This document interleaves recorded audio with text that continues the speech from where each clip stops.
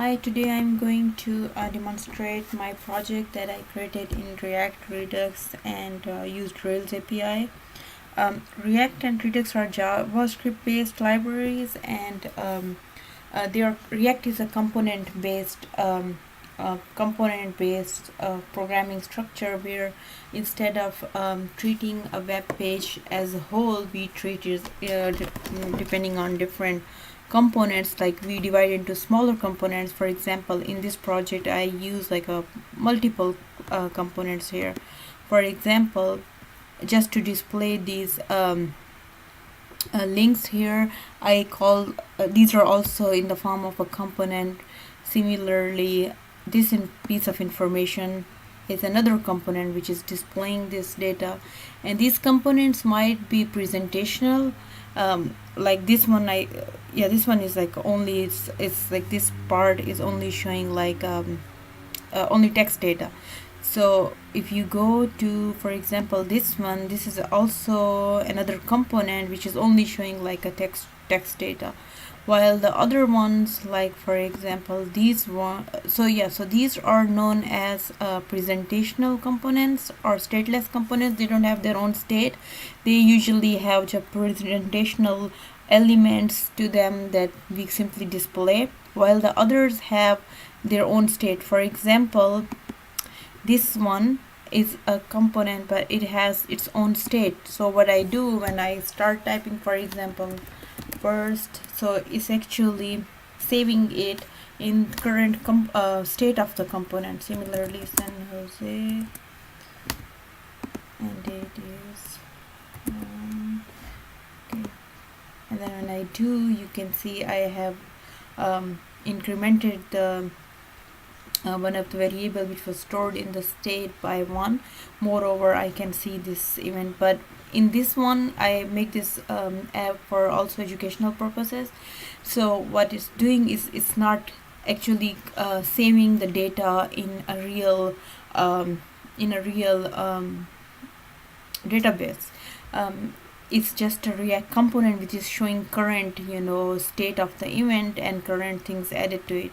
While, like for example, if I refresh, I won't be able to see them, and it will just go back to its initial state. But while but here in this one, okay,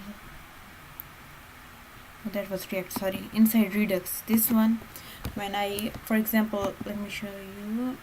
See, so far I have these 3 ones, so I want to add one more.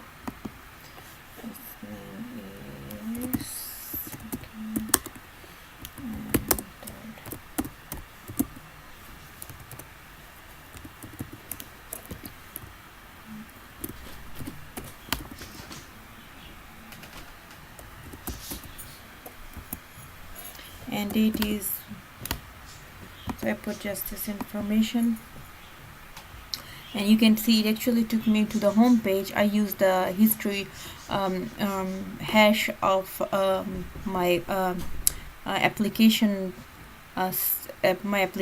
and to take me back to the home page.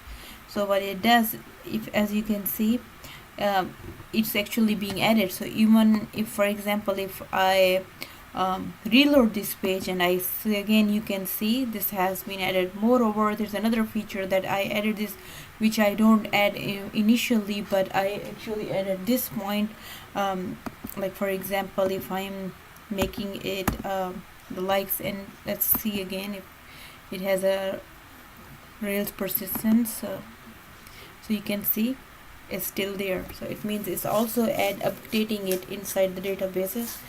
And then moreover, when I make it more, so it automatically sorts it. So as you can see, these are like upon changing the data, it's actually re-rendering the state. So this is how like React and Redux works. Like they change the data whenever they see a component state has been changed, they re-render it. And for example, I want to delete this, so it's gonna, you can see it's being deleted. Similarly, I want to update this one, so instead of current event I put 100, and then I do it so I can actually display all, or it should be on the bottom. So as you can see, event hundreds, it has been updated. And then similarly, so that's it. And moreover, this is actually in this app I have sent a I make it so it can actually get the current event of a user. So I have 2 events that I added in eventbright API, which has been added here. So it actually fetches this information. It actually fetches this information from the external API and represents, because these are the one in my local Rails API. I haven't added all these time and time zone. These are actually fetched from the external API. So that's it, and thank you so much.